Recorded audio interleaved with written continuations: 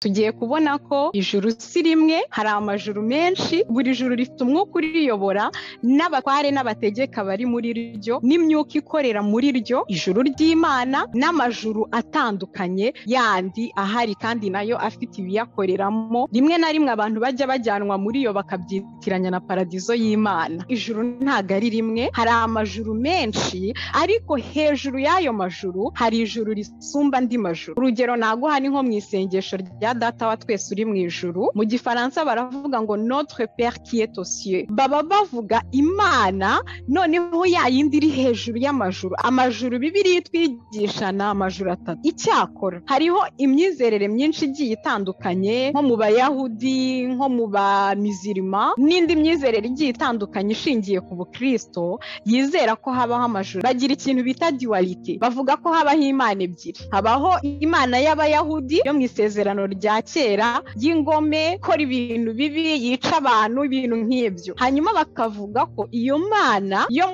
muri Ancien Testament cyangwa Imana y'Abayahudi yaneshejwe n'Imana yaje amayerekwa ajya aturuka muri ayo majuru, akaza hagati muri twebwe tukayakira nk'aturutse ku Mana kandi aturutse mu rindi juru. Uwazanye ubwo butumwa hari ijuru avuyemo, avuye mu ijuru, yagiranye ibiganiro n'ibiremwa by'umwuka, ariko ntago yagiranye ibiganiro n'ibiremwa biri mu ijuru ry'Imana rya rindi rya gatatu. Twahuye n'ikibazo gikomeye, imyuka ituruka mu yandi majuru yinjira mu itorero, irazivangira ibyera twari twarahawe n'Imana, bituma noneho abahamagarwa muri iki gihe bameze nkaho hari inyigisho uyu munsi zivuga ko ibyabaye kuri Pentekote byarangiranye n'igihe cy'intumwa, ariko twebwe bitakitureba. Ikintu cy'ivangirwa cyaje mu itorero cyatumye abantu basa naho batinya cyane icyitwa iyerekwa cyose, batinya cyane icyitwa ubuhanuzi cyose, ndetse n'uhanura bakamwita ko avugana n'abadayimoni, agira ate. Kugira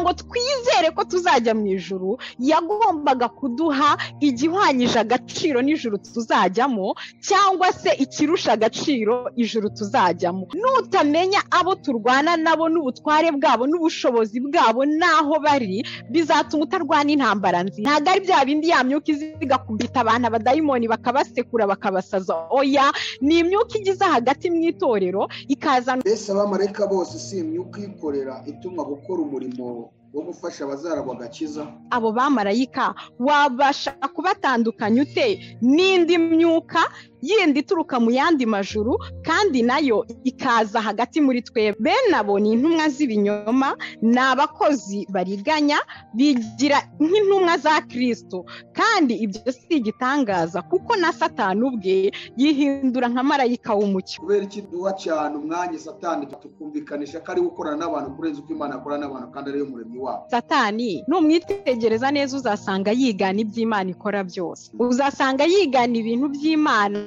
ku buryo niba Imana ishaka abantu birinda, Satani warashaka abantu bitamba. Umugabekazi w'ijuru niwe ugira abahanuzi kazi b'amasugi. Tuzamugarukaho cyane tumutindeho nitugera ku ijuru rya kabiri, kuko niryo juru uyu mugabekazi w'ijuru atuyemo, niryo juru n'abandi badayimoni bakomeye abitwa ba Jupiter, abitwa ba Pluto. Iryo juru rya kabiri niho tuzabasanga. Pluto bisobanura Hadesi cyangwa se ukuzimu, nyamara dufite umubumbe witwa Pluto. Iyo batubwira ngo bagiye kuri Mars, baba bagiye mu biki? Baba bagiye mu biki? Venus urasanga ari irindi zina bitaga la déesse Diane. Mercure urasanga ari imana runaka, uko yakabaye yose yitwa amazina y'imyuka ikomeye kandi yagiye ikarakteriza ibihugu runaka, bikabona imbaraga z'iyo myuka.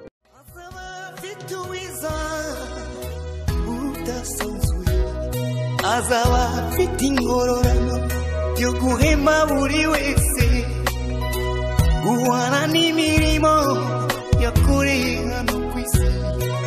Nawe nshuti yanjye aza kwambika ikamba. Dushuhuje wowe ubana natwe buri munsi bakurikira ibiganiro bitambuka kuri Iron TV, kandi tukwifuriza amahoro y'Imana.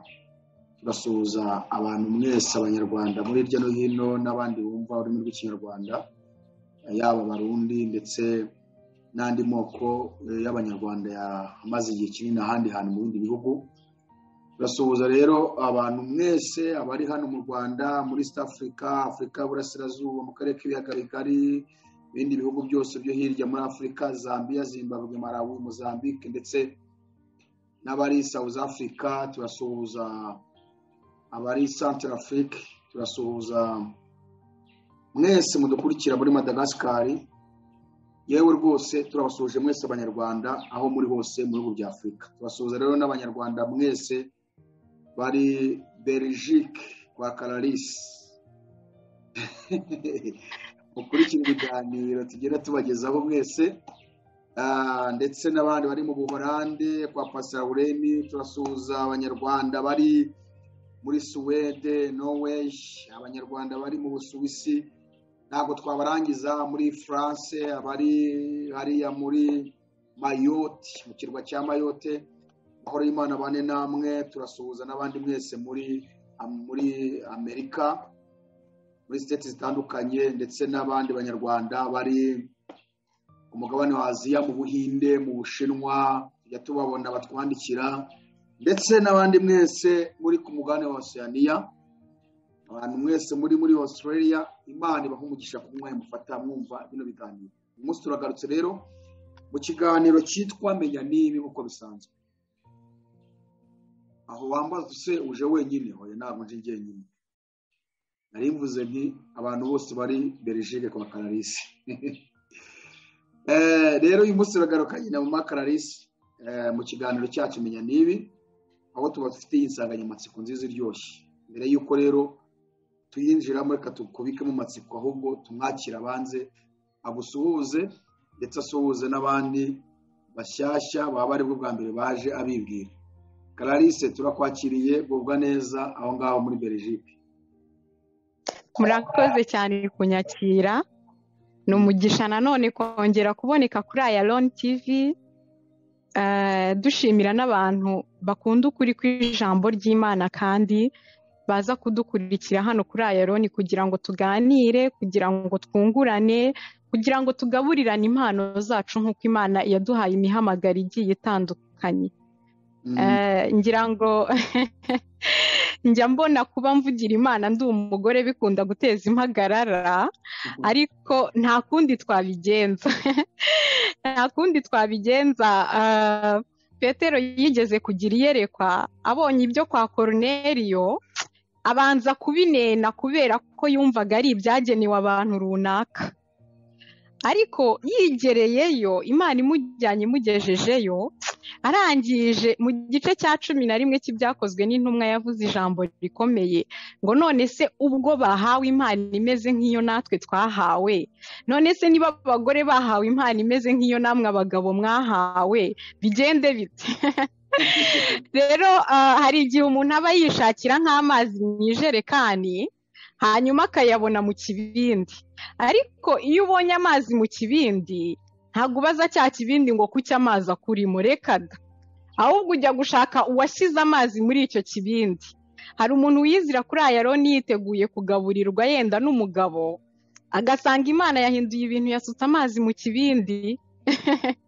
Rero rwose ubu ndenganyije iyo umfashe jewe nk'ikibindi Imana yisukiyemo amazi ukambaza impamvu ndi mwayo mazi, reka da, baza nyiramazi nyine nyir'umurimo wahisemo kuyasuka mu kibindi, kandi amajerekani, amajage, ibirahure byiza bihari. Rwose tureke gucumurira ku bintu by'ubusa gusa. Nabasuhuzaga rero mbabwira ko ndi ikibindi Imana yishyiriyemo amazi muri aka kanya rwose, kandi nejejwe no kongera kubana namwe, yaba abakunda kumva ubutumwa buvuzwe n'umuntu uwo ari we wese, yaba yenda abadafashwa no kuba amazi ari mu kibindi nk'uko maze kubivuga. Ndahamya neza ko Imana izagenda isobanurira abantu, hari ibintu bitakirwa kugera uyu munsi bazageraho bakakira. Ndasuhuza rero bene data dukorana umurimo hano kuri Ayalon aho bari hose. Ndasuhuza abavandimwe badukurikira hirya no hino mu bihugu bitandukanye, abantu bumva Ikinyarwanda, kandi njya mbibona ni ukuri ko hari abantu Imana yazanye kugira ngo tuganire ibi bintu. Papa Jean Luc, hari abantu Imana yazanye mu buryo utatekereza. bifuza ukuri kuri hano, bifuza icyo Imana yadushyizemo, kuko ahari se aho bajyaga bateranira n'aho bumviraga ijambo, ibyo bumva aha batabihumva, kandi ducishijwe bugufi mu mitima yacu kugira ngo tubashimire, dushimire n'Imana yahisemo ko tugabura ibyayo hano kuri Ayaloni. Ya Imana iduhana umugisha.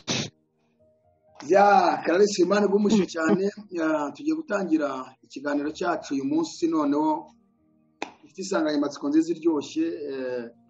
Mbere y'uko wenda ngira nk'akantu gato navuga, niki uyu munsi mwatuzaniye, mwaduteguriye? Uyu munsi tugiye kwinjira mu yindi nsanganyamatsiko. Iyo twari turi mu bushize ivuga kuri Afurika mu buhanuzi twarayishoje, ubu noneho tugiye kwinjira mu yindi nsanganyamatsiko ivuga ngo ijuru n'amajuru. Tugiye kubona ko ijuru si rimwe, hari amajuru menshi, buri juru rifite umwuka uriyobora n'abatware n'abategeka bari muri ryo n'imyuka ikorera muri ryo. Rero tuzaba tuganira, tuzakora development yenda mu biganiro bigiye bitandukanye kuri iyi nsanganyamatsiko ivuga ku ijuru ry'Imana n'amajuru atandukanye yandi ahari kandi nayo afite ibiyakoreramo. Rimwe na rimwe abantu bajya bajyanwa muri yo bakabyitiranya na paradizo y'Imana. Wenda mbere ko twinjiramo tugarutse gatoya ku kiganiro twashoje Afurika mu buhanuzi, nubwo kitarangira buriya dukomeje n'ibindi Imana yazana byinshi. Cyanyuma twasorejeho wavuze gatoya ku birebana n'aba bantu baje bitwikire cyangwa bishe mu iyobokamana b'abakoloni, bigatuma hari ibintu byinshi bangiza ku munyafurika. Hari naho winjiye ku birebana n'umusatsi. Iki kintu nakibajijwe n'abantu batagira ingano, natswe nimero n'abantu benshi zawe, abantu bati ahubwo shinga amagurupe ubigisha ibyo bintu cyane. Abamama n'abakobwa baranyandikiye, n'abagabo baranyandikiye benshi, ati imisatsi yacu n'ukuntu byagenze, dukeneye imisatsi yacu ko itungana. Hari abantu benshi bagiye banyaka nimero zawe rwose, kandi hari n'abo nazihaye, sinzi niba banagiye bakuvugisha, kuko nabura gukuru nabakanira mbabwira n'ubundi nta mwanya afite. Ya rero iki kintu wakivuzeho, ariko abantu bagena bati azadufashe yongera gisobanurireho cyane. Ntabwo mvuze ko tugiye guta tukinjiramo, ariko ntabwo tuza gusoza utakivuzeho. Ya urakoze cyane kuzana icyo kintu, kuko koko abantu benshi abafite nimero zanjye hafi ya bose baranyandikiye. Abandi nabo tudasanzwe tuziranye hari abanyandikiye.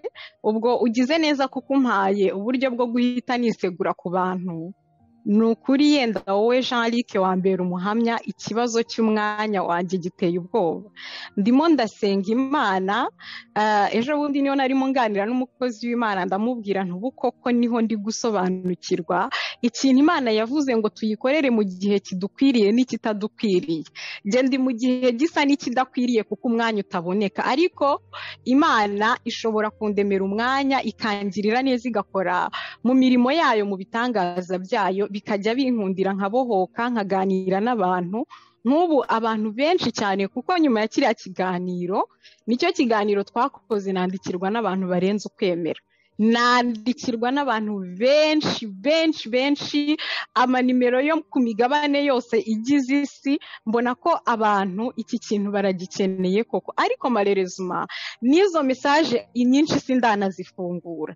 Ndagenda nkabona nyine ko hariho message, nkabona Imana koko wampaye umwanya. Buriya hari ubuhamya ntaguhaye. Mu mwaka wa 2020 nagize akantu bita burnout. Kwa kuntu bya bintu bita surmenage, sinzi niba ujye ubyumva. Ngira surmenage, mba surmene neza biricanga kubera kutaruhuka bihagije. Imwe mu nama nahawe kandi yangiriye umumaro n'abaganga ni ukugabanya telefoni. Akenshi rero telefone yanjye sinzi niba n'izindi ariko bigenda, nkunda kuba ndi nko gusoma cyangwa se ndimo ntegura ibyo tuzaganira mu kanya mbonye. Rero iyo telefone yanjye yaka bigaragara nkaho ndi online kuri WhatsApp. Icyo kintu kinteranya n'abantu, kuko umuntu akubona kuri online agahita yandika yakwandika akabona ntumusubije kandi ati burya wa mugore n'umwirasi uri aho ngaho, ariko mu mbabarire ni ukuri telefone nyigenza gahoro uko nshoboye, nkagira igihe runaka nihaye njyaho, najya kuri WhatsApp nkasubiza message nshoboye, izindi nkavuga nti nzakomeza n'ejo, kuko experience nagize muri 2020 sinshaka kongera kuyigira. Ndashimira Imana yankuye muri icyo kibazo cyari kinkomereye, ariko ngomba kubyitondamo kugira ngo ntongera kugwa muri icyo kibazo. Ngira ukuntu nkunda guhora ndimo mera nk'ukora amarecherche nk'urimo niga utuntu n'utundi mu mutwe, bikagenda nkaruha simenye ko narushye, kuko nk'iyo ndi kwiga ku kintu mba natwawe ku buryo mba ntacyumva umutwe wanjye. Ubwo rero icyo kintu cy'imisatsi yenda nidusoza tuze gusiga nk'utunota tungahe, ariko rero reka mpite nanabivuga. Utu audio nakoresheje mu magroupe ya mbere naduhaye Jean-Luc, mujye mumuhamagara tubahe. Nakoze iki kintu ntugikate, kandi rwose iri tangazo ntanze nturikate umbabarire. Nafashe utu audio nawe madamu we yari abikeneye. Utu audio nakoresheje mu maklase nabanje mu magroupe nakoze, kuko nigeze kubikora narabivuze, mbyigisha abantu kandi byagize umusaruro. Namuhaye ama audio, ikigoye nuko agomba kohereza imwe kuko iyo azikiritse akazohereza zose zihita zibusana. Namuhaye ama audio, namuhaye ama video, namuhaye amafoto ahamye ibyo navuze. Namweretse abantu bari bariho, abazungu bakigera muri Afurika barabafotora, namuhaye amafoto yabyo. Ibyo bintu rero urabifite, ahubwo abantu baguhamagara bagusaba nimero yanjye bari bakwiye kujya baguhamagara bagusaba utwo tuntu. Ubwo ndabaguhaye nyine. Nta kibazo, uri bwongere bivuge gatoya kuko n'igihe nawe washaka kwibonera unabivuga, ariko ndacyemera rwose umuntu uzabishaka nzabimuha nta kibazo. Hanyuma Clarisse, wadufasha gusenga kugira ngo twinjire mu kiganiro cyacu? Reka dusenge Imana. Data, mu izina ry'umwami wacu Yesu Kristo, turagushimiye yuko wongeye kutugirira neza, mwami Imana, ukatwizera, ukatugabira uyu murimo kugira ngo tuwukore kuri iki gicamunsi. Icyubahiro kibi cyawe Papa. Ndasenga rero kugira ngo kubaho kwawe kuboneke muri iki kiganiro, ntibibe ibitekerezo byacu, ntibibe imyumvire yacu, ahubwo mwami wanjye ndasenga kugira ngo umwuka wera waduhaye azafate controle, ayobore buri kintu, aganirize buri mutima. Kandi mwami, birashoboka ko hari bene data badukurikiye barushye, bananiwe mu mitima, mwami Imana, bafite imvune zo mu mitima. Reka ubibutse ko mu byo Kristo yaje kwikorera n'izo mvune zo mu mitima yabo zirimo. Mu izina rya Yesu bahabwe ikiruhuko mu mitima yabo. Mwami, hari abadukurikiye imibiri yabo iruhijwe n'uburwayi, mu izina rya Yesu Kristo mwami, wavuze yuko tuzarambura ibiganza ku barwayi bagakira. Nubwo tutari kumwe nabo ngo tubarambureho ibiganza, ariko turohereza ijambo ry'ubutware mwami riturutse ku mutima wawe, mu izina rya Yesu, kugira ngo buri ndwara na buri mvune yose yo mu mubiri mwami ihunge imibiri yabo, babashe kugira akaruhuko mu mibiri yabo, bagukorere banezerewe. Data, reka uburwayi bwaba ubusanzwe bukira n'ubudakira, mu izina rya Yesu bwumve irijwi mwami, buhunga umubiri w'umuntu wese. Mwami Imana, abantu ubaha amaboko yakira gukira mwami, kuko intimba zacu nizo wishyizeho, imibabaro yacu niyo wikoreye mwami. Reka ubugingo bwa buri muntu buhindukira imbere yawe, kuko wacumitiwe gukiranirwa kwacu mwami. Reka mu izina rya Yesu ubu butumwa bubu butumwa buzana agakiza mu buzima bw'abantu, buzana impinduka mwami, kandi burusheho gutegurira umugeni guhura n'umukwe, kuko umukwe araje ageze ku bicu. Mwami wanjye, reka amaso y'abera abashe kumubona, kandi buri muntu udukurikiye mwami abashe gutera intambwe mu byo yizeye. Ni mu izina ry'umwami Yesu dusenze twizeye, amen. Dutangire topic yacu. Navuga ngo uyu munsi ni introduction tugiye gukora, kuko ndibwira ko ni ikiganiro kirekire ku badukurikiye. Ubwo ni insanganyamatsiko ivuga ngo ijuru n'amajuru. Ese Clarisse, kubera iki hajemo ibyo bintu bibiri ng'ijuru n'amajuru? Kuki bitiswe amajuru gusa, hakaba hajemo ijambo ng'ijuru ko nta kantu kamwe, hakazamo noneho ngo amajuru? Ijuru ni iki ushatse kuvuga, amajuru ubwo ni iki? reka nkusubirishe iki cyanditswe kiri mu gutegeka kwa kabiri. Gutegeka kwa kabiri igice cyaho cya 10, ndasoma umurongo wa 14. Ijambo riravuga ngo dore Uwiteka Imana niyo nyir'ijuru ndetse n'ijuru risumba ayandi, kandi niyo nyir'isi n'ibiyirimo byose. Ngo Uwiteka Imana niwe nyir'ijuru. Urumva ko ijuru riri ukwaryo, ariko iryo juru riri ukwaryo ngo ni ijuru risumba ayandi majuru. Bivuga ko ijuru ntago ari rimwe, hari amajuru menshi, ariko hejuru y'ayo majuru hari ijuru risumba andi majuru. Ariko ayo majuru yose nubwo Uwiteka adatuye muri yo, nyamara Uwiteka niwe nyirayo, kandi ayo majuru yose azi kubaho kw'Imana, agerwamo no kubaho kw'Imana, agerwamo n'igitinyiro cy'Imana. Ayo majuru agerwamo n'ubuntu no kubaho kw'Imana, ku buryo abayarimo bahindira umushyitsi kubaho kw'Imana kuko barakuzi. Rero ndagira ngo tuzaganire kuri aya majuru atandukanye, ariko twemeranywa ko aya majuru yose ntago ariko Uwiteka yatuyemo. Icya kabiri cyatumye twita topic yacu gutya ngo ijuru n'amajuru, nuko muri Bibiliya y'Ikinyarwanda ahantu henshi hatandukanye bakoresheje mu zindi ndimi amajuru mu bwinshi, usanga muri Bibiliya y'Ikinyarwanda baravuze ijuru. Urugero naguha ni nko mu isengesho rya Data wa twese uri mu ijuru, mu Gifaransa baravuga ngo Notre Père qui est aux cieux. Donc baba bavuga Imana, noneho yayindi iri hejuru y'amajuru. Ariko muri iryo sengesho ubwaryo Yesu yashakaga no kutwumvisha ko hariho amajuru menshi. Ayo majuru menshi hejuru yayo hakaba hari ijuru Data wa twese yicayemo, Data wa twese atuyemo, ari naryo juru Umwami Yesu yatubwiye ngo mu rugo rwa Data hariyo amazu menshi, ngiye atabayo mba mbibabwiye.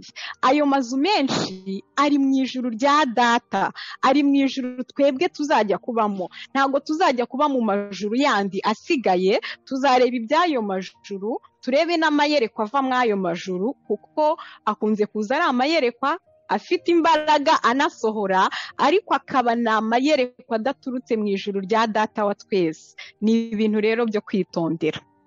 Ndumva naba ngusubije. Kunteye amatsiko ngo tuziga amajuru angahe? Ni amajuru 10 n'atanu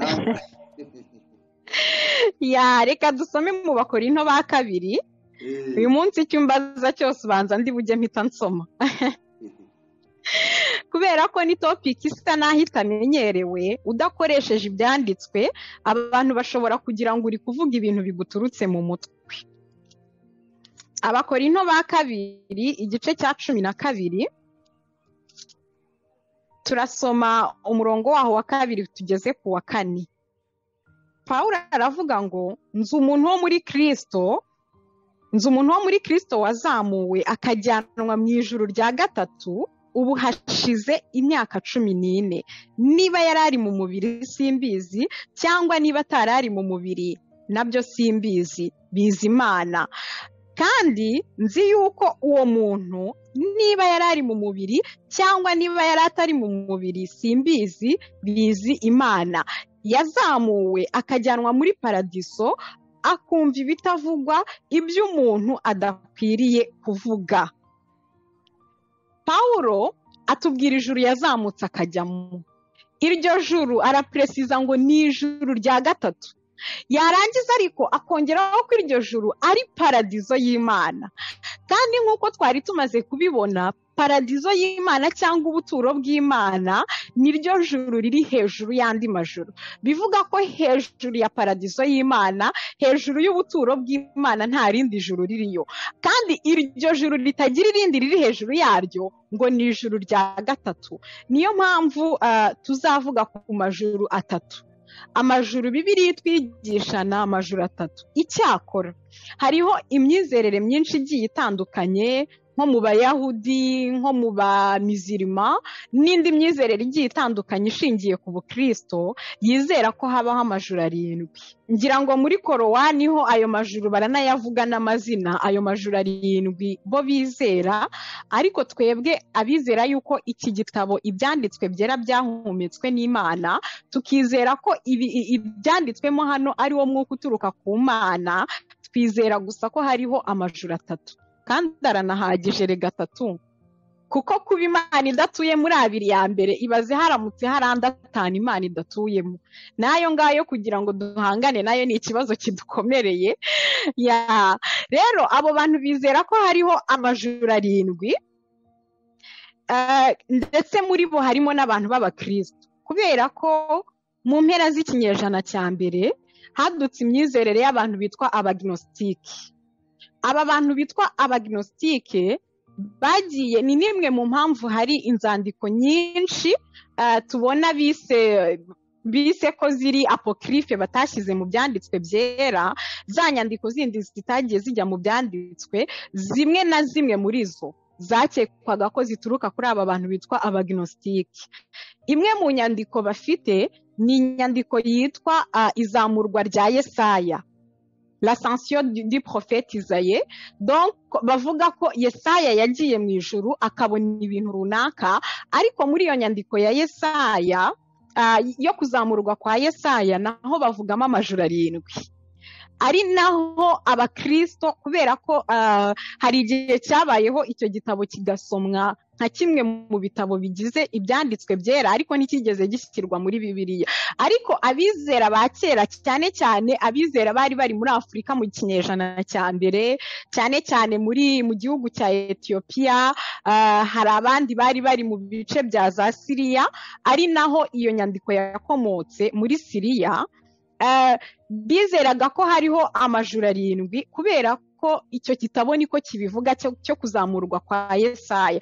Ariko igihe cyarageze, abitwa ko bari abakuru mu itorero baganira kuri icyo gitabo, berekana ingingo zitandukanye zerekana ko icyo gitabo kitaba cyaranditswe na Yesaya, bitewe n'aho cyandikiwe, igihe cyandikiwe, ururimi cyanditswemo, ndetse noneho n'ibintu kivuga bigaragara ko bitahumetswe n'Imana kuko bidahuza n'ibindi byanditswe byera. Ariko abo bantu b'abagnostike bo bakomeje kugikomeraho kuko cyari kirimo fonduma nyinshi z'ibyo bizera. Kuko rero abagnostike ari abantu basaga naho nanone imyizerere yabo ijya kuba iya gikristo, ariko nanone ihakana ubumana bw'Imana yo muri Ancien Testament, kuko abagnostike ofete bagira ikintu bita dualité. Bavuga ko habaho Imana ebyiri. Habaho Imana y'Abayahudi yo mu isezerano rya kera y'ingome, ikora ibintu bibi, yica abantu, ibintu nk'ibyo. Hanyuma bakavuga ko iyo Mana yo muri Ancien Testament cyangwa Imana y'Abayahudi yaneshejwe n'Imana yaje ikambara umubiri ikadupfira. Donc bo bemera ko Imana y'Abayuda atari yo Mana dusenga uyu munsi. Aricyo kintu gituma inyigisho zabo ari zo kwirindwa cyane. Ni ukuvuga ngo ubwo tubonye amajuru 3, amajuru ubwo tuzagenda tuyinjiramo, utwereke rwose ibyaye neza. None muri iyi nsanganyamatsiko uduhaye ijuru n'amajuru, ni ibiki nibuza waduhamo gatoya tuzigamo? Muri iyi nsanganyamatsiko y'ijuru n'amajuru tuzabanza turebe nyine ko hariho amajuru atandukanye. Ikibazo cyankomereye cyane mu gutegura iyi nyigisho ni uko muri Bibiliya y'Ikinyarwanda ahantu bavuga ku majuru bagiye bakoresha ijambo ijuru. Donc ni ijambo bashyize mu bumwe aho ryakagiye mu bwinshi mu zindi ndimi.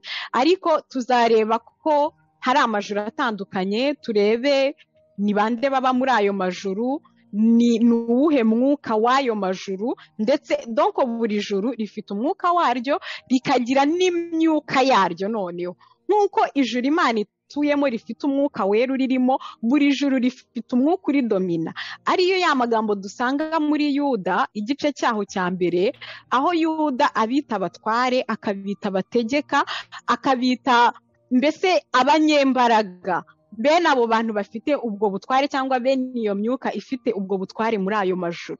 Hanyuma ikindi tuzareba amayerekwa ajya aturuka muri ayo majuru, akaza hagati muri twebwe tukayakira nk'aturutse ku Mana kandi aturutse mu rindi juru. Koko uwazanye ubwo butumwa hari ijuru avuye mu ijuru, yagiranye ibiganiro n'ibiremwa by'umwuka, ariko ntago yagiranye ibiganiro n'ibiremwa biri mu ijuru ry'Imana rya rindi rya gatatu.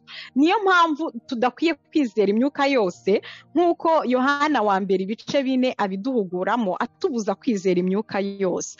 Hanyuma tuzareba ibijyanye n'ayo majuru nyine n'imyuka iyakoreramo, ariho tuzinjira mu bintu bitandukanye twagiye twumva bikunda kuzana impaka, iby'iminsi, iby'amezi, ibyo bintu byose tuzagenda tubirebaho.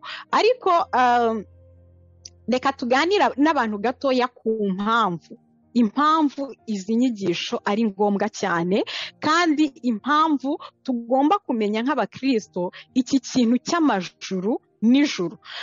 Icya mbere kigiye gutuma tuganira kuri iyi nyigisho ni amagambo dusanga mu gitabo cy'ibyakozwe n'intumwa. Igitabo cy'ibyakozwe n'intumwa, ibice byaho turasoma ibice 2, turasoma umurongo wa 38 n'uwa 39. Ijambo ry'Imana riravuze ngo, Petero arabasubiza ati, nimwihane umuntu wese muri mwe abatizwe mu izina rya Yesu Kristo, ngo mubone kubabarirwa ibyaha byanyu, kandi namwe muzahabwe iyi mpano y'umwuka wera. Kuko isezerano ari iryanyu n'abana banyu n'abari kure bose abazahamagarwa n'Umwami Imana yacu. Urabona mwene data, twahuye n'ikibazo gikomeye, itorero riravangirwa cyane. Twahuye n'ikibazo gikomeye, imyuka ituruka mu yandi majuru yinjira mu itorero, irazivangira ibyera twari twarahawe n'Imana, bituma noneho abahamagarwa muri iki gihe bameze nk'aho bafite ubwoba bw'Imana, bameze nk'aho bafite ubwoba bw'umwuka n'impano z'umwuka wera. Kugeza ubwo hari inyigisho uyu munsi zivuga ko ibyabaye kuri Pentekote byarangiranye n'igihe cy'intumwa, ariko twebwe bitakitureba. Ariko aya magambo atubwiye neza ngo iri sezerano ni iryanyu n'abana banyu n'abari kure bose abazahamagarwa n'Umwami Imana. Bene data, ntago twari dukwiye guhakana umwuka, ndetse ijambo ry'Imana riravuga ngo ntimugahinyure ibihanurwa, ahubwo mugerageze byose, mugundire ibyiza. Rero iki kintu cy'ivangirwa cyaje mu itorero cyatumye abantu basa naho batinya cyane icyitwa iyerekwa cyose, batinya cyane icyitwa ubuhanuzi cyose, ndetse n'uhanura bakamwita ko avugana n'abadayimoni, agira ate ibiki n'ibiki, aho kugira ngo bakire cya kintu bakigenzuza umwuka w'Imana n'ijambo ry'Imana. Umwuka w'Imana ari mu buzima bwacu, twari dukwiye kugenzuza imyuka yose umwuka w'Imana uri muri twebwe ndetse n'ibyanditswe byera. Intego ya mbere rero ni ugukumbuza abantu umwuka wera n'impano ze, nk'uko tubisomye muri iki gice, kuko ririya sezerano ntago ryigeze rirangira, ndetse ijambo ry'Imana ritubwira neza ko twahawe umwuka wera nk'ingwate.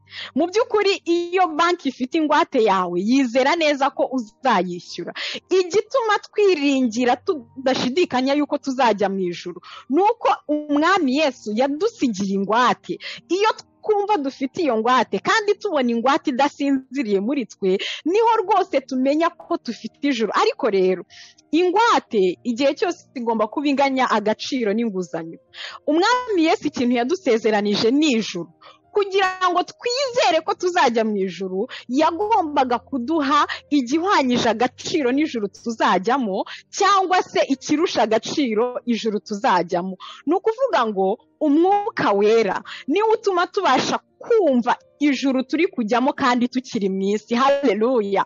Mu by'ukuri twari dukwiye kwifuza umwuka wera n'impano ze no kubana nawe no gukorana nawe, kuko tutamufite nta kiduhamiriza ko tuzajya mu ijuru. Umwuka wera ni uburyohe bw'ijuru tukiri hano ku isi. Umwuka wera yakagombye kukuryohera uko ijuru rizakuryohera, ndetse akakwibagiza imibabaro n'imiruho n'imihate n'ibindi byose, ibintu byose bikuvunnye byagakwiye gutuma ubihirwa no kuba mu isi. N'ubundi ntabyo ukeneye, ntukeneye kuryoherwa no kuba mu isi kuko urimo urajya mu ijuru. Nkunda kiriya gice cya 11 cy'Abaheburayo, baravuga ngo abo bose bapfuye bakizera batarahabwa ibyasezeranijwe, ngo icyakora babireberaga kure, ngo bagahamya yuko ari abashyitsi n'abimukira mu isi. Mu Mwuka Wera ubasha kureba ibyasezeranijwe bikagufasha kuba mu isi nk'aho uri umushyitsi n'umwimukira. Iby'isi igukorera byose, imvune, umuruho, ibintu byose uhurira nabyo mu isi bikakwibutsa yuko uri umushyitsi n'umwimukira. N'ubundi umushyitsi wamuryamisha habi wamuryamisha heza birakureba, n'akazi kawe, ni umushyitsi arimo aritahira. Rero ngo bo bareberaga kure umudugudu Imana yabiteguriye urusha iyi si kuba nziza, ngo bakavuga yuko bafite gakondo mu ijuru. Umwuka Wera wenyine niwe watuma ubasha guhamya ko ufite gakondo, nturushywe cyane n'ibiri kuturushya hano mu isi, kuko bigaragara ko icumbi ryatwanze, bigaragara ko icumbi ryaduhindutse, bigaragara ko icumbi ryaduteye umugongo turarivuna. Ariko muri uko kurivuna nta kibazo, nirishaka riturushye, nirishaka ritwejekte, nirishaka ritujugunye, ritubuza amahwemo, n'ubundi turi abashyitsi, turi mu icumbi, turimo turajya muri gakondo. Hanyuma intego ya kabiri ni ukugira ngo tumenye abo turwana nabo. Mu gice cya 6 cy'Abefeso umurongo wa 12 niho Pawulo avuga amagambo akomeye, akavuga ngo kuko tudakirana n'abafite amaraso n'umubiri, ahubwo dukirana n'abatware, n'abafite ubushobozi, n'abategeka iyi si y'umwijima, n'imyuka mibi y'ahantu ho mu ijuru. Aha hantu rero ni rya jambo navugaga ko muri Bibiliya aho bavuga amajuru bagiye bakoresha ijambo ijuru. Iri jambo mu Cyongereza baravuga ngo ni imyuka mibi iri in the heavenly places, ahantu ho mu majuru. Hanyuma nutamenya abo turwana nabo n'ubutware bwabo n'ubushobozi bwabo n'aho bari, bizatuma utarwana intambara nziza. Kandi umuririmbyi yuzuye Umwuka Wera yaririmbye ngo urwana intambara nziza, Kristo ni imbaraga zawe. Pawulo arongera yandikira Abakorinto arababwira ngo iyo ndwana ngo nkubita ibipfunsi ariko sindi nkuhusha. Iyo arwana kubitana ibipfunsi n'iyi myuka ntago ameze nkuhusha, kubera ko target yarayireba, arahitinga the target yarayiruzi, azi ibyo arwana nabyo, azi aho biri, azi imikorere yabyo, azi uburyarya bwabyo, azi donko uburyo bwose bwo kurwana. Niho muri iki gice cya 6 cy'Abefeso anababwira ngo ngaho rero ni mwambara intwaro zose z'umwuka, ngo kugira ngo muhagarare mudatsinzwe ku munsi mubi. Umunsi mubi ni umunsi aya majuru yaguhagurukiyeho. Umunsi mubi ni umunsi aba batware n'aba bategeka n'iyi myuka mibi ikorera ahantu ho mu ijuru yaguteraniyeho yaje kukurwanya. Intego ya 3, reka twihute. Intego ya 3 ni ukugira ngo abera bisumba byose batizera imyuka yose, kubera ko uwandikiye Abaheburayo igice cyaho cya mbere, handebere Abaheburayo igice cya mbere umurongo wa 14, nanjye ndaba ndi gusoma muri Yohana wa mbere ibice 4 umurongo wa mbere. Yohana yandikiye abera arababwira ngo bakundwa, ntimwizere imyuka yose, ahubwo mugerageze imyuka yose ko yavuye ku Mana.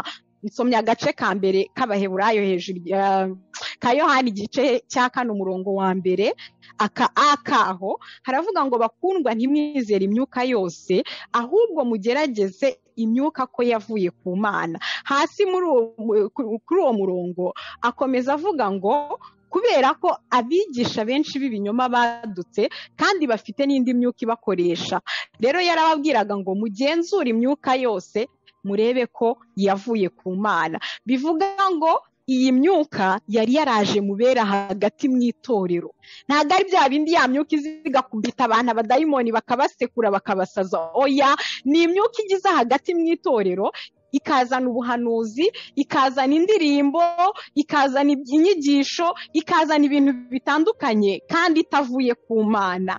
Ndagira ngo usome Abaheburayo turebe ikijyanye n'abamarayika noneho bava ku Mana.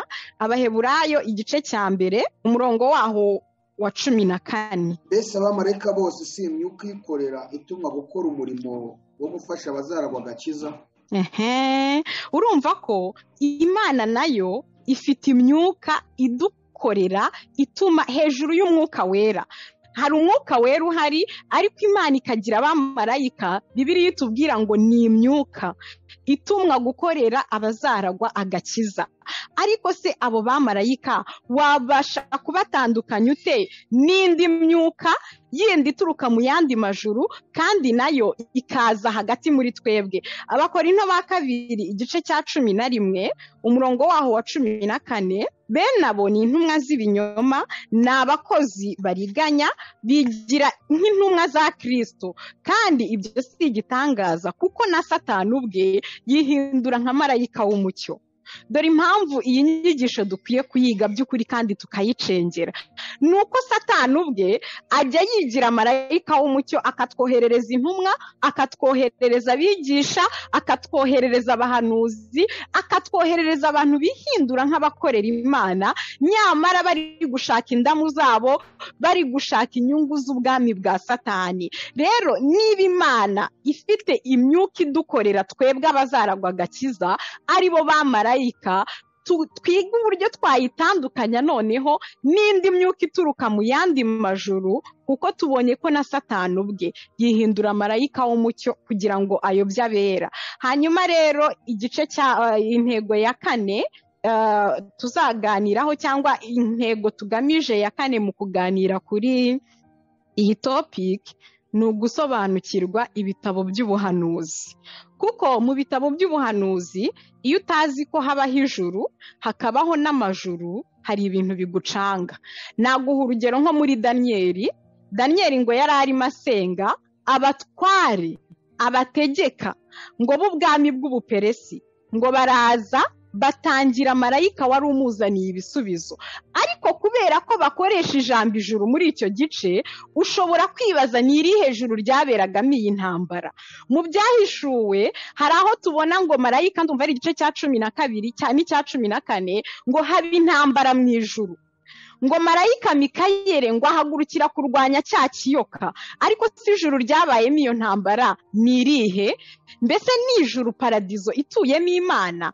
Mu byahishuwe naho hari aho tubona ijambo ry'Imana ritubwira ngo imbaraga z'ijuru zizanyeganyezwa. Ariko ni cya kibazo nakubwiye, mu Kinyarwanda batakoresheje ubwinshi, mu Gifaransa baravuga ngo les puissances de cieux seront ébranlées, imbaraga z'amajuru zizanyeganyezwa. Aho waba warize ko habaho amajuru hakabaho n'ijuru, ukamenya kuko kunyeganyezwa ntago kuzaba mu ijuru Imana ituyemo, kuzaba mu majuru, kuko ijuru Imana ituyemo. Yesu arimo arahadutegurira amazu tuzabamo. None se niba ijuru rizavaho n'isi ikavaho, kandi ijuru Yesu arimo aduteguriramwo amazu nirivaho, tuzaba hehe? Ntabwo ijuru rizavaho ari ijuru paradizo y'Imana. Oya, iryo juru rirera, riratunganye, rimeze neza, ahubwo hazavaho amajuru yandi yose, hasigara ijuru rimwe gusa, ahubwo ayo majuru asimburwe n'ijuru rishya nk'uko Bibiliya ibitubwira. Rero izi nyigisho zizatuma abantu babasha gusobanukirwa ibyanditswe byera mu buhanuzi, kandi bidufashe nanone bikumbuza abantu. Nugera ahantu uri gusoma ibyanditswe ukumva ntubyumva, niba waragize amahirwe yo kumenya urundi rurimi, ndagira ngo ngukumbuze ujye tuhindura, usome mu Gifaransa, usome mu Cyongereza, uzabisobanukirwa. Muri topic tuzaganira nkuko mubitweretse, icya mbere ni uko mutweretse ko tuzaganira ku ijuru n'amajuru. Muzadusobanura ayo majuru ayo ariyo, ubwoko bwayo, mutubwiye ko muzanabihuza n'imwe mu mibumbe n'amazina yayo abantu tujye twumva ngo n'ibyogajuru bajya bawoherezaho bakagerayo hamwe na hamwe. Ikindi numvise ni uko utubwiye yuko mu ntego tuzaba dufite kuganira kuri ibyo bintu. Icya mbere watubwiye ngo ni ugukumbuza abantu, abizera umwuka wera ndetse n'impano z'umwuka.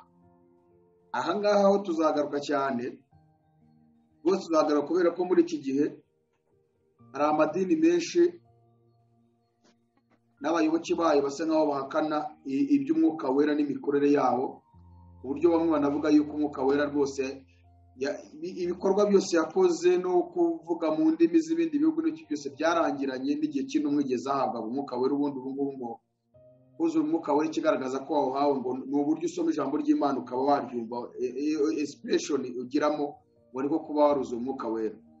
Naho ibindi by'impano zabo zanagaruka ku ndimi batemera mwavuga ngo ni z'abadayimoni, abandi ati ntabwo ibyo bibaho. Ari naho nzagaruka rese nkoze ikibazo gikomeye, kubera ikiduha cyane umwanya Satani twumvikanisha ko ari gukorana n'abantu kurenza uko Imana yakorana n'abantu kandi ariyo muremyi wabo. Abakristo bakwiye kumenya, nako se n'abakristo gusa, reka tubyite by'abantu bose, bakwiye kumenya ibyo barwana nabyo, imbaraga barwana nazo zarizo. Kandi koko buriya nta gihugu kijya kurwanya umwanzi cyangwa se nta ngabo zijya kurwanya abanzi zitabanje kumenya uwo mwanzi, imbaraga afite, ubushobozi afite, byose babanza kumwiga bakamumenya. Hari igihe nigeze kubwira abantu ababwana, ariko ko numva ashaka kuzategura icyigisho gikomeye cyane cyo kwigisha kuri Satani gusa, bati waba uvangiye. Ati reka ati ahubwo waba uri gukora Satani. None se ikosa ririmo nirihe utagiye kwigisha umwanzi ngo umuntu amumenye neza uko arwana nawe? Yaba n'ibishoboka tukabona bigisha Satani imikorere ye n'ubibi bwe n'uburyo arwanya abantu n'aho atera aciye n'ibyo yifashisha, ku buryo abantu babyiga bakabimenya neza. Kuko umukunzi wacu we Yesu twaramumenye, nubwo tutamumenye wese bivuga ngo tumenye agace, ariko ibyo tumuziho ni byinshi kurenza ibyo abantu baziho Satani. Niyo mpamvu abantu bari gupfa ubusa mu isi, abantu badahuza, imiryango iri gusenyuka, sosiyete z'abantu babona ibintu birimo biranga. Dukwiye kwiga Satani tukamumenya. Niyo mpamvu ngiye binejeje kuba tugiye kuganira ku birebana n'imbaraga n'ibyo turwana nabyo. Mu magambo mu dusomeye hara mu Efeso igice cya 6 umurongo wa 10 cyangwa se wa 11 na 12. Ntego ya gatatu wari tubwiye ngo ni ku birebana kutizera imyuka yose. Aho nituhagera tuzatinda kuko tuzi abantu benshi bavuga ngo barawuzuye uwo mwuka rwose. Ari nayo mpamvu byakuriye iki kintu cyo kuba hari bamwe batakizera ko umwuka wera yakuzura abantu,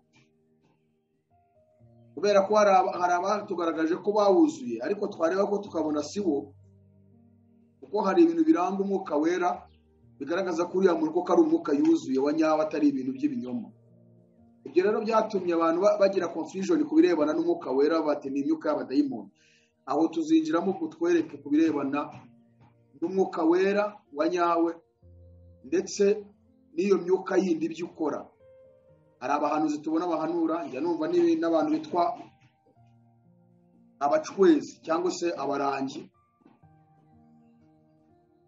bavuga indimi ku rwego rwo hejuru, bahanura bakerekwa. Ibyo ngiye narabyiboneye kwa nabo twagiye dusengera rwose, kandi kugira ngo uzirukane umudayimoni tw'umurangi mu muntu biragora. Ariko barahanura, barerekwa, bavuga indimi, bakaraga ijosi ukagira ngo rigiye gucika. Yewe none gitangaje ugasanga baranigisha inyigisho zishingiye ku kureka icyaha. Icyo kintu gikomeye. Urumva? Ibyo nabyo icyo kintu tuzakigarukaho cyane. Cyane uwo mwuka ukorera mu barangi. Tuzagaruka ku kintu cy'uburyo Satani, ufite Satani numwitegereza neza uzasanga yigana iby'Imana ikora byose. Uzasanga yigana ibintu by'Imana ku buryo niba Imana ishaka abantu birinda, Satani warashaka abantu bitamba babe nk'igitambo. Tuzareba ku mwuka wa virginite, umwuka w'ubusugi. Ni ikintu cyiza rwose kwirinda icyaha, ukirinda kuba wagwa muri icyo kintu cy'ubusambanyi. Ariko iki kintu cyane biturutse ku mugabekazi w'ijuru. Umugabekazi w'ijuru niwe ugira abahanuzi kazi b'amasugi. Tuzamugarukaho cyane tumutindeho nitugera ku ijuru rya kabiri, kuko niryo juru uyu mugabekazi w'ijuru atuyemo, niryo juru n'abandi badayimoni bakomeye abitwa ba Jupiter, abitwa ba Pluton. Iryo juru rya kabiri niho tuzabasanga. Hari igihe abantu bakunda kwibaza impamvu aya astre yose cyangwa iyi mibumbe yose yitwa amazina y'abadayimoni. yose uko yakabaye hatavuyemo n'umwe. Nushaka ubigenzure uhere kuri Mercure urasanga ari imana runaka, ujye kuri Venisi urasanga ari irindi zina bitaga la déesse Diane, ndetse bakamwita la princesse du ciel, imana umugabekazi w'ijuru. Venisi niwe yamanakazi ikomeye cyane, yamanakazi Arutemi y'Abefesi irakomeye cyane, nabo barayemeraga. Arutemi iteka ryose yarangwaga no kugira abahanuzikazi b'amasugi. Abantu bayicanira ibitambo bagombaga kuba ari amasugi, bataregereye abagabo cyangwa abagore. Uwo tuzamugeraho. Tuzareba kuri Pluto bisobanura Hadesi cyangwa se kuzimu, nyamara dufite umubumbe witwa Pluto. Tuzareba impamvu aya ma astre yose agiye yitwa amazina y'abadayimoni n'imyuka igiye ikorera muri yo. Tuzareba iyo batubwira ngo bagiye kuri Mars, baba bagiye mu biki? Bari abantu kuko bagiyeyo bamanukana ubundi bwenge n'ubundi buhanga. Tuzareba iyo myuka yose igiye ikorera aho hantu mu ijuru rya kabiri by'umwihariko. Nituhagera tuziga ibintu bikomeye cyane kandi bizazana guhishurirwa mu mitima y'abantu bitume batizera imyuka yose. Twebwe twiga système solaire twize amaplaneti 9, ariko igihe cyaje kugera Pluto bayikuramo basigaza amaplanete 8, hanyuma bagira Pluto bayishyira mu zo bise planete nene cyangwa se planete. Icyo kinyarwanda ndumva ntarakibona, ugifite araza kutubwira muri commentaire. Ariko tuzareba kuri iyo mibumbe, turebe no kuri iyo yindi ngira ngo ni 5 le planete nene uko yakabaye yose. Yitwa amazina y'abadayimoni, yitwa amazina y'imyuka ikomeye kandi yagiye ikarakteriza ibihugu runaka bikabona imbaraga z'iyo myuka. Tuzareba uburyo Imana yari yarabujije Abisirayeli kuraguza inyenyeri, astrology, kuraguza inyenyeri, ntibakaraguza ibicu, ntibakagire bate. Ibyo bintu byose tuzagenda tureba impamvu yabyo n'iki ijuru rya kabiri risobanuye. Mu ijuru rya kabiri harimo ibintu bikomeye kandi ujya ubona bya bintu bya meditation. Ba bantu bakora meditation, hari ibintu bita meditation transcendale, bicara bamwe ni ababudiste, abandi ni imyizerere igiye itandukanye. Inaha mu Burayi bwo hari n'amashuri abyigisha, yigisha meditation, hari n'abarimu nka 2 bayo nzi personnellement. Donc iriya meditation bakora agasinzira gutya, abantu buriya bajya muri yoga batazi ibintu barimo, akagenda nko muri yoga akicara agasinzira. Uriya muntu muri ya meditation arimo agera ahantu agakurwa mu mubiri koko akagenda. Ari nayo mpamvu abantu bakora meditation barahinduka cyane mu buzima bwabo, ariko imyuka ibahindura niyo kibazo. Irabahindura ikabanza ikabaryoshya ikabageza ku tuntu bashaka kugeraho, hanyuma bamara kubigeraho ikabahinduka. Rero sasa niho bamenya ibintu binjiyemo ibyo ari byo. Ibi bintu bya meditation bene data ni ibintu byo kwirindwa, ni ibintu byo kwitondera, kuko iyo uri muri meditation ngo uri muri transcenda, uba uri muri transcenda ariko ntushobora kurenga ijuru rya kabiri. Uwo niyo limit Imana yashyiriyeho Satani. Atwara abantu bakagenda ariko ntibashaka kurenga iryo juru rya kabiri ngo binjire mu ijuru ry'Imana, kuko mu ijuru ry'Imana tuhinjizwa n'igitambo cya Yesu Kristo. Niba ushaka kwinjira mu ijuru koko n'impinduka z'ubuzima bwawe zifatika, wari ukwiye kwakira Yesu Kristo igitambo. Umwanditsi ndateka ari Petero wa mbere, nari nanabyanditse hano nibagiye kuhasoma, ariko none Abaheburayo yaranditse ngo byari bidukwiriye ko tugira umutambyi mukuru umeze atyo. Uwo mutambyi mukuru rero yabanje kutwinjirirayo, arangije mu gitabo cy'Abaheburayo ndumva ni ibice 9 badusobanurira uburyo yadukinguriye ijuru, ari wo mwenda we. Akingura wa mwenda wari ukingirije ahera hahera. Uwo mwenda mu gukinguka bashwanyaguje umubiri we bisa naho ijuru ridukingukiye, kugira ngo tunyuze muri iyo nzira ifunguye yitwa Yesu Kristo tugera hahera ahantu Imana yicaye dutegerereje. Rero aho kugira ngo ujye muri meditation transcendale, nakugira inama yo kuza muri Kristo, kuko muri Kristo ugera ahantu. Niyo mpamvu abantu bangishije abantu umwuka wera Imana ibababarira. Muri Kristo Yesu twahamagariwe ku experimenta ibintu nk'uko Paulo yageze ahantu ngo akumva ibitumvwa ngo kandi akumva ibitavugwa, kuko atabona amagambo yo kubivugamo. Si uko bibujijwe kubivuga, ahubwo nta jambo na rimwe rihari ryabasha kudekiriva ibyo tubona mu ijuru. Rero dukwiye kwifuza uyu mwuka wera, tukanamugundira, ariko kandi tukamenya kumutandukanya n'indi myuka yose. Hari akantu wavuze hariya hejuru kajyanye no kumenya Satani ku ntego ya kabiri. Watubwiraga uburyo washakaga guteguraho icyigisho, abantu bakakubwira ngo wabuyobye. Hari ukuntu abantu bafata Satani ukumva baramugereranya n'utuntu tw'udusimba. Ku mugani wawe imbeba yaturuka mu mfuruka ngo toka shitani, hagira wabona umubu utumuka ngo toka shitani. Akantu kose kabaye, ndetse hari n'abavuga butumwa njya numva adatinya kumwita ya mazina ya twa dukoko tumoka. Ntago nge natinyuka kubipronounce uko babipronounce, ngo Satani ni twa tundi turinda abantu, ibintu nk'ibyo. Uko bivuze ukumva Satani bamugize akantu k'amafuti, bigatuma abantu batanashaka kwinjira mu mbaraga z'umwuka kugira ngo abatinye. Kuko igituma Satani ataduhangara ntago ari uko ari amafuti, ntago ari uko nta mbaraga agira. Oya, impamvu ataduhangara ni uko duhishe muri Kristo Yesu. Uwagusohoramo gato ngo urebe ukuntu agukaraga, uwagusohoramo gato ngo urebe ukuntu akugenza, akwitura inshuro zose wamugiriye nabi urimo uvuga iryo zina. Ariko iryo zina nibwo burinzi bwacu. Naho ubundi Satani ubwe Bibiliya imwita umutware, imwita umutegeka, imyuka yiyita imyuka. Ndetse reka nsome gatoya muri Yuda agira igice kimwe, twumva ikintu Yuda atubwira ku kintu kijyanye n'abantu batuka iyo myuka, bagatuka. Dayeri gutukana n'icyaha, uwo waba utuka wese. Ariko noneho turebe abiperimeta gutuka iyo myuka. Iyo myuka ifite imbaraga ishobora kuzengereza umuntu. Buriya umuntu utarabona umuntu wazengerejwe n'abadayimoni arabasuzugura. Umuntu utarabona umuntu Satani yagize icumbi ry'abadayimoni ava muri Kristo Yesu uko yiboneye. Kubera ko Bibiliya iratubwira ngo dayimoni uwo iyo asohotse mu nzu, iyo asohotse mu buzima bw'umuntu, yarangiza ngo aguma azerera aho hafi, ngo yazabona ya nzu yasohotsemo ngo ikubuye imeze neza nta kirimo, ngo akagenda akazana barindwi bamurusha gukomera. Niyo mpamvu kugwa ari ikintu kibi cyane. Gusubira inyuma warizeye Kristo ugasubira inyuma. Umwanditsi w'Abaheburayo we avuga ko bigoye ko umuntu wasubiye inyuma cyangwa waguye akabivamo yongera kugaruka ku byizerwa. Nsome muri Yuda tuzasoma ubutaha, kuko n'ubundi nibyo tuzinjiramo byose turi gusobanurira abantu, tubabikemo amatsiko.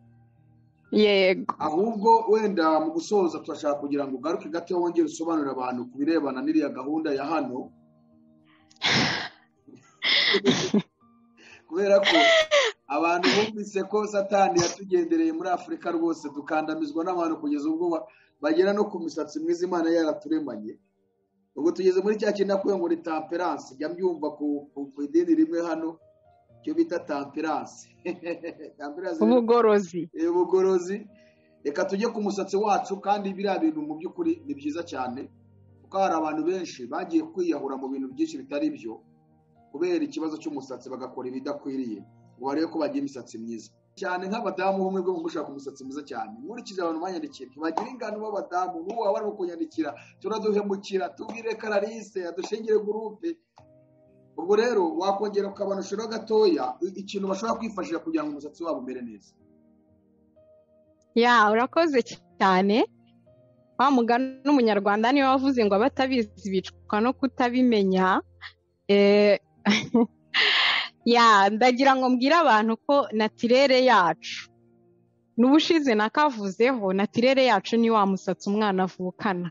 Ndumva hari ifoto nakoherereje, yenda sinzi niba hari ukuntu tugeze kuri iki gice waza kuyishyiraho, abantu bakareba abazungu bakigera ino, abantu bahasanze uko bari bameze. Ifoto nakoherereje yari y'umugabo ubona wibera no mu ishyamba, ari umuntu w'umukene rwose utabona n'umwanya wo kwita kuri iyo misatsi nk'uko umuntu utuye mu rugo uyu munsi yabasha kuyitaho, ariko twari dufite imisatsi myiza pe. Rero kubifuza kumenya ukuntu imisatsi itunganywa biragoye ko nabivuga nonaha ngo uhite ubyumva, ariko ku muntu w'umunyamatsiko nkanjye ushaka guhita yikorera experience ofete, nk'uko nabivuze muri audio y'ubushize, mu gukora isabune bifashisha amavuta, bakifashisha na OH cyangwa se kiriya kintu gituma bimusa bizamo urufuro. Impamvu bifashisha amavuta nuko amavuta niyo akora umurimo wo kunetuwaya cyangwa gukuraho umwanda. Hanyuma kiriya kintu kizana ibifuro, umurimo wacyo ni ukudegresa, ni ugukuramo ibinure. Impamvu rero twebwe tutagikeneye nuko umusatsi wacu nta binure na bikeya bibamo, habe na bikeya, ahubwo habamo donko hari amoko nkangahe y'umusatsi atandukanye. Twebwe tugira umusatsi uri seke, twebwe abirabura, uretse ama exception makeya y'abantu bagira yenda umusatsi w'irende. Twebwe ubundi tugira umusatsi uri seke, ukeneye kugaburirwa amavuta ukavomererwa amazi. Hanyuma abazungu bo bakagira umusatsi uri gras, umusatsi w'ibinure, ku buryo iyo amaze iminsi atogamo birafatana hakazamo ibivuta. Niyo mpamvu wakeneye kiriya giproduit, kiriya kibifuro kiza kigakuramo bya binure, kuko umurimo wacyo ni ukudegresa. Hanyuma rero twebwe ahubwo umusatsi wacu ukeneye graisse. Abasokuruza bacu bogaga bifashishije amavuta cyangwa se ibintu by'ibihingwa biturukamo amavuta. Ubu rero twebwe mu gihe cyacu, hari umuntu kuri iyo groupe wansekeje turi muri classe ya mbere, hambwe ateka ubu kuki twakumenya ibintu bitarahe, tutakumenya ibintu bitarahenda, hatubuza uko amavuta agura. Rero birakaze nyine, ariko ubundi umusatsi wacu ukeneye kogwamo dukoresheje amavuta. Umuntu rero ubishoboye ashobora gukoresha amavuta y'ubwoko butatu butandukanye, ukavanga yenda amavuta y'ibihwagari, ukavangamo aya olive, ukavangamo yenda n'aya koko. Ubwo mvuze ayo ntekereza yaboneka mu Rwanda byoroshye, cyangwa se ay'ibigori. Ukamakinga sure ko ayo mavuta ikintu yakozwemo yenda niba ari amavuta y'ibigori, niba ari ay'ubunyobwa, niba ari ay'iki, utararerejike kuri cyo. Kuko hari igihe ushobora gukoresha amavuta yenda y'ikintu gisanzwe kigutera allergie, akaba yagutera allergie ku mubiri, ukabona ibintu biraje. Rero ugomba gukoresha amavuta yavuye mu kintu udafiteho allergie.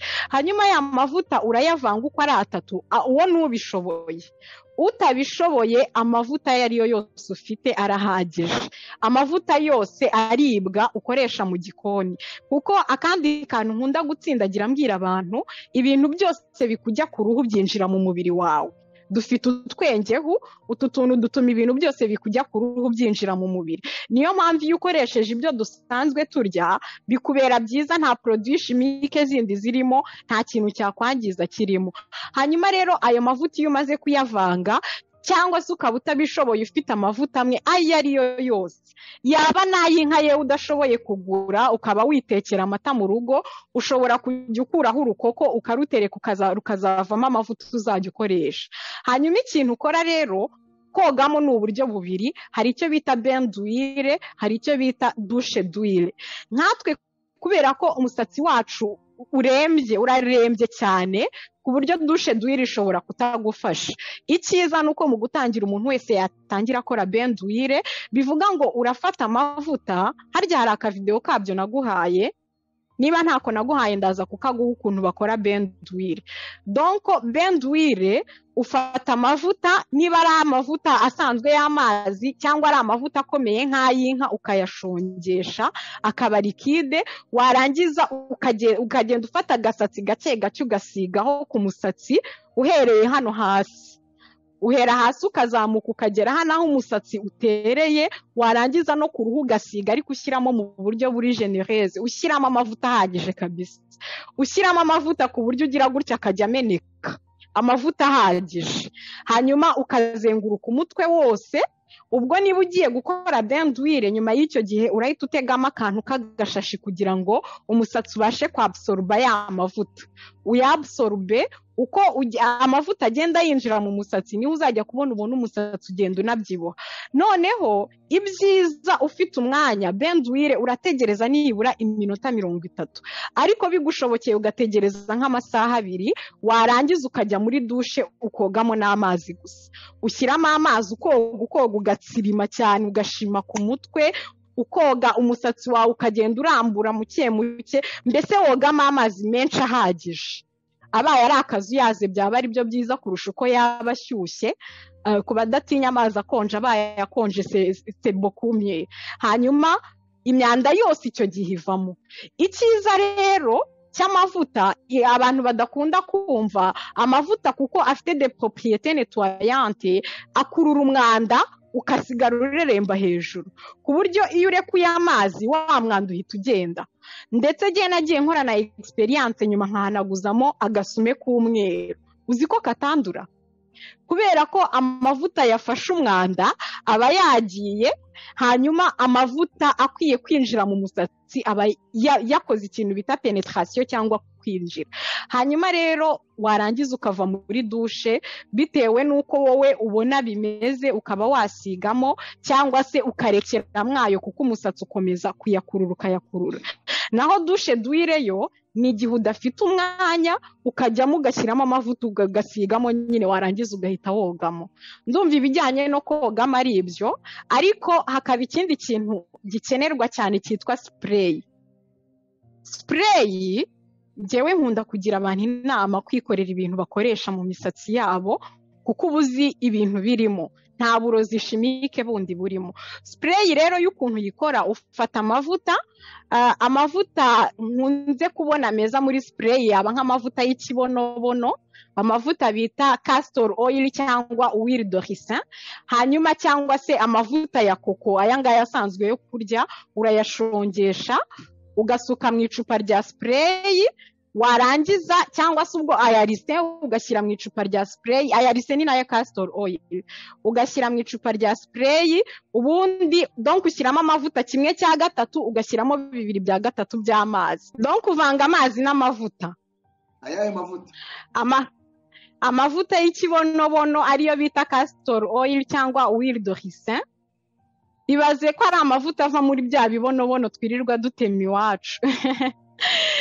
Nkimara kumenya aya mavuta narebye umutungo dupfusha ubusa, numva ndababaye cyane. Ariko abantu twiganye nanabigishije uko bayikorera, bamwe baragerageje biremera. Ni ibintu byoroshye cyane, ni amavuta ukora mu magaja. Amagaja ni utubuto tuba mu kibuto cy'ikibonobono. Iyo uciye ruriya rubuto rw'ikibonobono urafungura, hari akabuto usangamo, ako kantu kitwa igaja. Kariya kantu rero niko kavamo, donc uba ufite twinshi tumeze nk'udushyimbo, nitwo ukoramo ayo mavuta ya ricin. Utayafite rero wayagura, cyangwa se niba utabishoboye ugakoresha andi mavuta yariyo yose ufite mu rugo. Jewe ubwo nari mbabwiye ayo nkunda gukoramo ni aya ricin cyangwa aya koko, ndayayaza nkafata 1/3 cy'amavuta nkongeramo 2/3 by'amazi. Ariko ibyo si ihame, wowe uratera ukareba. Iyo uteye spray umusatsi wawe ukwiye gusigara ushayininga, umeze nk'uriho nyina amavuta. Rero uteye ibyo ngibyo ukabona bitewe no gukomera k'umusatsi wawe ntabwo uri gushayininga, wongeramo amavuta. Hari abukorera, hari ushobora gukora yenda ugakora 1/2 amavuta, 1/2 amazi, gutyo bitewe nuko wowe ubishaka. Ya ndumva rero ari ibyo. Yenda ubutaha nzababwira ikijyanye no gusigamo n'uburyo wikorera amavuta usiga mu mutwe, nabwo ukoresheje ayo mavuta yo mu gikoni. Hanyuma ibyo bintu akabikora kangahe mu cyumweru? Icyo ni cya mbere. Ubwo n'ibibazo mubaza. Icya kabiri, ese n'abagabo nkatwe tutagira umusatsi twemerewe kubikorera? Kuba ngo murahambira nabigenza n'ingewe? erega kutagira umusatsi ni amahitamo yawe nuko uwogosha nyine uramutse utawogoshe waba uwufite ariko nk'ubwo ngubwo utawufite rwose ushobora guhera aho ngaho nibura na muke uzajya ugira ukaba ari umusatsi utari injwiri ukajya wogamo amavuta. uburanye nk'umugabo najya nogamo amavuta gusa. Ndakubwira ko hano mu rugo rwacu nta sabuni ijya ihagera muri dushe twese uko twakabaye naho dukoresha amavuta kuko dufite umusatsi uri seke tukagira uruhu ruri seke. Ariko ntiwajyaga wumva bya bintu bacaga mu migani ya kera ngo yoga amata akisiga amavuta. Amata yuzuye amavuta. Koko birashoboka ko abantu babaga bava muri iyo miryango bakoreshaga ayo mata barangiza bakimenaho utuzi bakisiga ikimuri. Ariko ibi bintu by'amasabune bidahari bitaraza Abanyafurika basaga neza nta mwanda bagiraga kandi ibyo byose byakorwaga n'amavuta. Reka nkubaze wenda mu musatsi w'umuntu nabyumvise none ubwo amavuta uyoga nk'uko woga amazi ugasuka mu ibase ubigenza ute ku mubiri wose? Ubikora nk'uko ubikora ku musatsi. Ku mubiri ushobora gukora bain d'huile naho uramutse ufite umwanya uri mu rugo ugasiga amavuta umubiri wose ukareka umubiri ukabsorba wabsorba kandi n'amavuta akabasha kwabsorba umwanda ukuri ku mubiri, hanyuma ugategereza icyo gihe amasaha 2 bitewe n'umwanya ufite. Twebwe abagore biratworohera uhita wikubitira igitenge hano ukaba wikorera izindi gahunda, hanyuma muri icyo gihe nyine ukaba utegereje wajya muri dushe ukoga amazi gusa. Waba rero udafite umwanya uba ufite icupa ryawe ribamo amavuta yo koga muri dushe. Iyo ushaka gukora douche d'huile ushobora kuyasiga direct ku mubiri cyangwa kuyafata muri ga ugiye koga ukayasiga ku mubiri warangiza ukinyuguza amazi. Umwanda se wo hasi ku birenge ukava uvaho pe. Erega ibintu byumva kabisa. Erega ibi bintu umuntu abyumva yabikoze. Iyo bikoze uhita ubona ko ariko kuri. None se mbwira ku buryo ushobora kuba wumva umubiri wawe nta mwanda uriho? Iyo uzi nko koga amavuta nijoro ugiye kuryama uhita usinzira nk'akabebe ugashyirwayo umubiri wawe uri repose. None se kuki tujya muri massage batumashisha iki? Si amavuta basukaho bakajya bamasa kubera ko amavuta afite des propriétés relaxantes. Amavuta atuma umubiri urelaxa ukumva uroroshye kuko uzarebe nk'iyo uvuye koga isabune cyane cyane isabune y'amazi muri dushe usohoka usa umwera umubiri wakururutse si wowe urota ushyizeho utuvuta. None se umwera ni iki? Umwera ni uko uba umaze gushifona uruhu rwawe rukarigenda rwamara kumera nk'ikoboyi rukajya rugukurura rukakurya mpaka ushyizeho utuvuta tukaworoshya. Ariko noneho iyo ukoresha amavuta uhita usezera ku ruhu rw'ijinsi. Hari abantu uruhu rwagiye rukubera ikoboyi noneho yagira imyaka 50 iminkanyari ikaba imeze gutya kubera ukuntu rwakururutse kubera nyine kwa kuntu bagiye barukurura cyane bakoresheje isabune bamaraho buri tuvuta twose twari turi ku mubiri.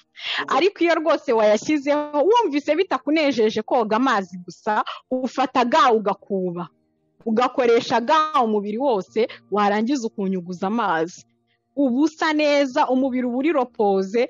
Va kuri bimwe byo muri massage bamasa umugongo gusa ugena wumva wagira ngo bakumashije umubiri wose no mu maso n'amaguru ahantu hose wumva urorashije ubundi ugasinzira nk'uruhinja kabisa. Mu yandi magambo ubwo bishatse kuvuga ngo nta kongera kwisiga andi mavuta babirangiye. Hari abantu bagira uruhu rwumagaye cyane ku buryo iyo kibitangira n'ubundi ya mavuta woza badahagije. Urwo ruhu rwumagaye ruba rufite inzara iteye ubwoba ku buryo utuvuta dushyizeho ruhita rukurura twose tukinjira ku buryo byaba bisaba yenda nk'amezi 2 woga amavuta gusa utagikoresha isabune. Nyuma y'icyo gihe nibwo yenda wakwitera impeta kuva muri dushe ntiwoge ntiwisige. Hanyuma ubwo nari nakubajije ngo mu musatsi umuntu yabikora kangahe ko birumvikana ku mubiri ho umuntu yoga buri munsi. Mu musatsi w'umuntu yabikora kangahe? mu musatsi ni ugukomeza nk'uko wari usanzwe ubikora, niba woga rimwe mu cyumweru mu mutwe, niba ari 2 mu cyumweru mu mutwe, gusa ugahindura ibyo ukoresha. Hanyuma iriya spray navuze yo ni ukuyiteramo nko ku bantu bagitangira, umusatsi umerewe nabi cyane, donc uba waragiye ukicwa n'inyota, utajya ubona utuzi, utajya ubona. Navuze ko ibiryo by'umusatsi ari amavuta, icyo kunywa cy'umusatsi n'amazi. Umusatsi rero uba umeze nk'urwaye bwake nyine, nawe iyo ugitangira ubikora nk'uwondora, buri gitondo ugateramo spray, nimugoroba ugateramo spray, nibura 2 ku munsi bigukundiye. Bitagukundiye 1 ku munsi. Ariko nk'abantu baramutse babishaka koko babishyizeho umutima, nakubwiye uyu mugabo wo mu Bufaransa witwa Nsibentum ubyigisha. Nsibentum we yabihaye ubuzima bwe, nta kindi kintu agikora, niko kazi. Abantu baramutumira mu gihugu cyabo barimo, akaza agakora ibyo bita master class, mukajya mu ishuri mukicara mukiga, akabamarana nk'icyumweru arimo abigisha ibyo bintu gusa. Mukiga uko mwikorera amavuta mwisiga, mukiga uko mwitunganyiriza, yewe nayo yo koga ushobora kumva utabishoboye ariko wabona uko ugura ibigori. Mukiga uko wakwikorera ayo mavuta, ntago yishyuza, gusa iyo mumutumiye urumva mumwishyurira itike imuzana n'izamusubizayo, mukanamucumbikira iwanyu mu rugo, apana muri hoteli. Hakagira umuntu umwe nyine waba ufite ahantu runaka, akaba yamucumbikira iwe mu rugo. Rwose abantu baramutse babishyizeho umutima, ndibwira ko abantu bishyize hamwe hakaboneka abanyeshuri bahagije. Sinzi niba aho ngaho mu Rwanda uko bimeze, ariko nk'inaha mezire za corona bari kugenda bazoroshya ku buryo abantu bashobora guterana ari n'ijana. Abantu bishyize hamwe bagakora iyo groupe, bagateranya iyo tiki izamujyana n'izamugarura, ubundi bakanashaka hazacumbika hazaba muri iyo minsi, rwose yaza pe. By'ukuri turagushimiye, kandi urabona ukuntu tuba dutangije iby'umwuka tukabisoresha iby'umubiri. umva mubwire, arega ubushize nibyo nakubwiraga ngo roho nzima mu mubiri ubuzima, kuko umubiri utaguwe neza n'ubundi n'ubugingo ntabwo bumeze neza.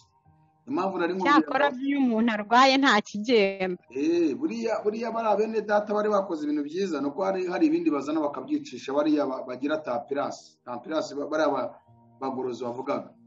Kuko buriya iyo umubiri uguwe neza uranasenga ukanakizwa ukumva ni byiza. Nose umubiri wawe ubabaye ufite ibibazo ukumva umeze neza, wapi urasenga ugahita wumva uraribwa ntibivemo.